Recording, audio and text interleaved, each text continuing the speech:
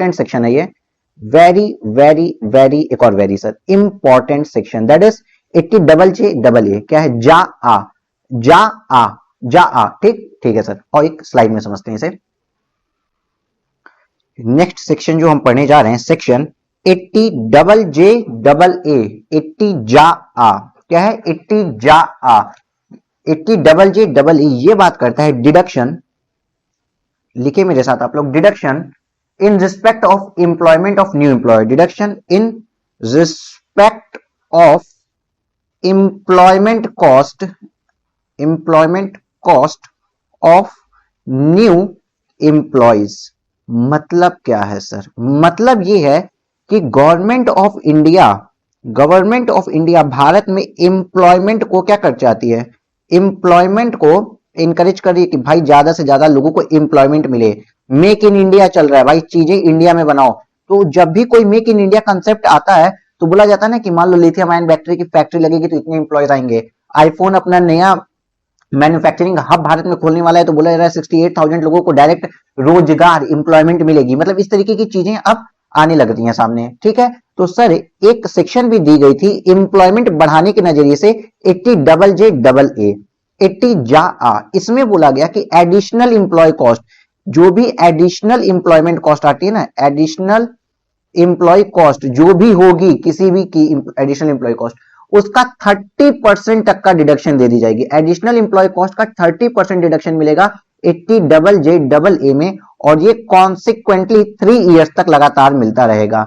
मतलब अगर किसी के एडिशनल एम्प्लॉय कॉस्ट सर इस बार 100 करोड़ रुपीस की है तो भैया 30 करोड़ इस साल, अगले साल 30 करोड़, अगले साल 30 करोड़, इस तरीके से लगातार 3 सालों तक आपको एडिशनल एम्प्लॉय कॉस्ट का बेनिफिट मिलता जाएगा। सर अब इसका मतलब एडिशनल एम्प्लॉय कॉस्ट का मतलब हम क्या समझे, अज्यूम करते हैं अगर किसी के पास एम्प्लॉय इस साल 150 एम्प्लॉयज हैं, ठीक ठीक है सर, 150 एम्प्लॉयज हैं और इसमें प्लस 40 एम्प्लॉयज उसने न्यू भर्ती किए, कितने किए, 40 न्यू, और पुराने वालों में से 20 चले गए।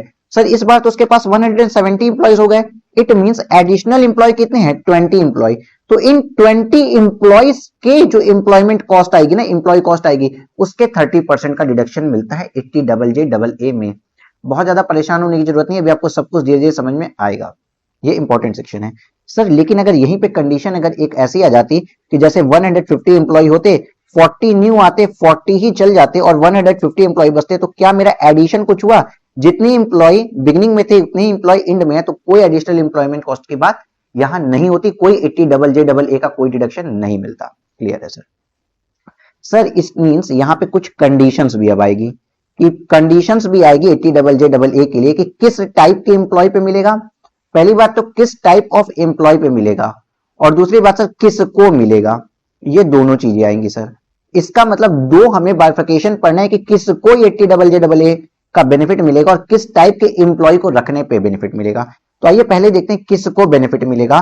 तो हम ये समझें कि जो कंपनियां होती हैं जिनका 1 करोड़ का से एबव का टर्नओवर है, जिसका 1 करोड़ से एबव का टर्नओवर होता है, सिर्फ और सिर्फ इस सेक्शन का बेनिफिट उसी को मिलता है, सिर्फ और सिर्फ उसी को इसका बेनिफिट मिलता है।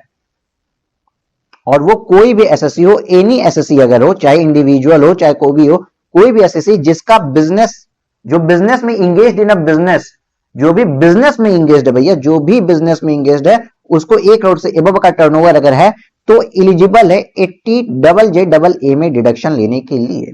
सर ये बात तो आपने बता दी, टाइप किसको मिलेगा, अब किस टाइप ऑफ एम्प्लॉयज को मिलेगा, ये वाली बात आती है। तो देखिए भारत में आपको क्या लगता है, ये देखिए मैंने यहाँ एक पिक्चर में 2 तरीके के एम्प्लॉयज बनाए हैं। ये जो एम्प्लॉयज हैं आपको दिख रहा है, अपना वर्क कर रहे हैं, कोई ये कुछ खोद रहा है, कुछ बना रहा है, कोई कुछ कर रहा है, कुछ कर रहा है, ठीक। लेकिन जब आप यहाँ वाली फोटोज में देखिए तो सारे कुछ प्रोफेशनल्स आपको दिख रहे हैं। ये देखिए एकदम मस्त सूट बूट टाई लगा के ये लोग बैठे हुए हैं, ये देखो टाई भी लगाया हुआ है। तो इट मींस इसने क्राइटेरिया कहा भैया एम्प्लॉयमेंट इन लोगों को जो मैनुअल वर्क करते हैं, कहा अप टू जिनकी employ cost up to 25,000 rupees है। अगेन याद रखना, अप टू 25,000 बोले हैं, up to 25,000 rupees, up to 25,000 rupees है, क्योंकि ये लोग आश्रित हैं कि भैया हमको कुछ एम्प्लॉयमेंट दो। लेकिन जो ये प्रोफेशनल दिख रहे हैं ना, जिनको 25,000 रुपीज से ज्यादा मिलता है, एक्सीड्स मिलता है 25,000 रुपीज से ज्यादा, उनको कहा जाता है वो खुद भी एम्प्लॉयड हो जाते हैं। ऐसा माना जा सकता है कि भैया ये अगर आप इनको नौकरी नहीं देते तो ये खुद भी अपना जीवन यापन करने में सक्षम थे, क्योंकि इनके अंदर इतनी क्षमता है कि ये 25,000 रुपए से ज्यादा अगर कमाते, इसका मतलब ये क्षमतावान लोग थे। और ये जो 25,000 से कम वाले लोग हैं ना, लेबर समझो एज लाइक, इनको क्षमता नहीं थी, आपने इनको काम देके इनका जीवन यापन करने में सुविधा दी है। तो एक कंडीशन ली गई कि एडिशनल इंप्लॉय कॉस्ट में बेनिफिट उन्हीं इंप्लॉयज के लिए मिलेगा जिस इंप्लॉय की सैलरी 25,000 रुपए से कम है। उसके बाद अब और भी बातें आ गई सर। मान लीजिए 31 मार्च 2021 की बात करें, अब हमने ना क्या किया, जान करके 30 मार्च को ना बहुत से इंप्लॉइयों को भर्ती कर लिया अपने यहाँ, और हम सोचे कि अब हम 30% का एडिशनल इंप्लॉय कॉस्ट का डिडक्शन लेंगे।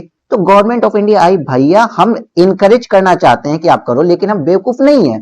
गवर्नमेंट ऑफ इंडिया कही सिर्फ और सिर्फ वो इंप्लॉय जो मिनिमम 240 दिन कम सर्व किए हो, 240 डेज और मोर जिन्होंने सर्विस दी है ना आपके ऑर्गेनाइजेशन में, सिर्फ और सिर्फ उन्हीं के लिए एडिशनल इंप्लॉय कॉस्ट को हम मानेंगे।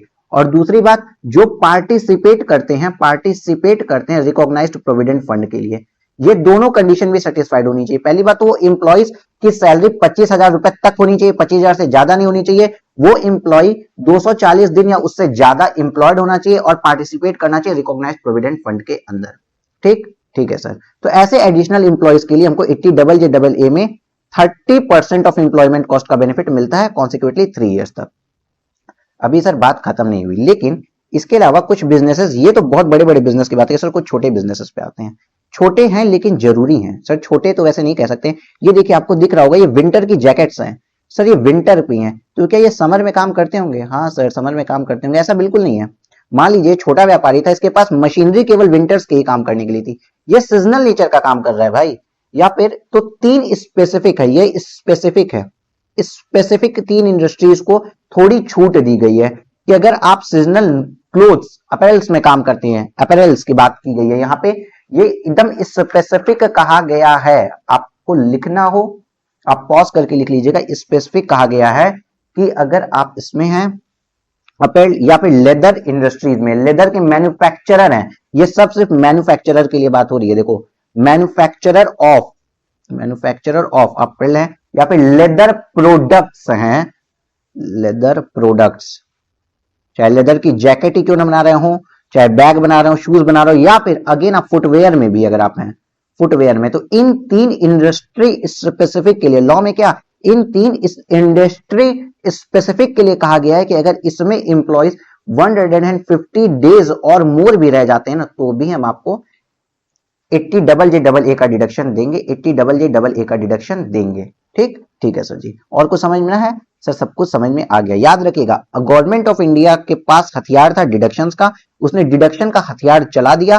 किस लिए चलाया? जिससे कि भारत में लोग एम्प्लॉयमेंट को जनरेट करें। इंडस्ट्री को लगेगा कि 30% का हमको डिडक्शन मिल ही जाएगा, और लगातार 3 साल तक मिल रहा है। देखो 30% तो मिल ही रहा है, लेकिन लगातार 3 सालों तक मिल रहा है, तो लगभग 90% तक हमको डिडक्शन मिल जाएगा। इट मींस ऐसा करते हैं एम्प्लॉय रख ही लेते हैं। जहां पे हम कोशिश कर रहे थे कि 25 एम्प्लॉय से काम करें, चलो हम अपने आप को बढ़ाते हैं और 30 एम्प्लॉय अब रखते हैं, ताकि हम काम भी ठीक से करवा पाए। इसके साथ साथ एक बात और आपको याद रखनी है, क्या, अगर मान लीजिए किसी ने, कोई आया और किसी एम्प्लॉय के पास इस बार ये एम्प्लॉय आया और सिर्फ 135 डेज ही रह पाया। ठीक ठीक है। तो सर अब क्या होगा? मान लीजिए 2019-20 में इसको 80JJAA का तो बेनिफिट नहीं मिल पाएगा, लेकिन नेक्स्ट ईयर जब ये आएगा तब तो ये 240 डेज से ज्यादा हो गया ना, तब तो 240 डेज और मोर ये एम्प्लॉयड अगर रह गया, तो इस साल इसको एडिशनल एम्प्लॉयमेंट कॉस्ट का बेनिफिट मिलेगा, और नेक्स्ट के 3 सालों तक के लिए, मतलब 3 कॉन्सेक्यूटिव ईयर, इस साल भी मिलेगा और अगले 2 सालों पे भी एडिशनल एम्प्लॉयमेंट कॉस्ट का बेनिफिट इस एम्प्लॉय के देने वाली सैलरी पे मिल जाएगा। एम्प्लॉय को नहीं मिल रहा है, जो सैलरी पे कर रहा है एम्प्लॉयर को मिलेगा।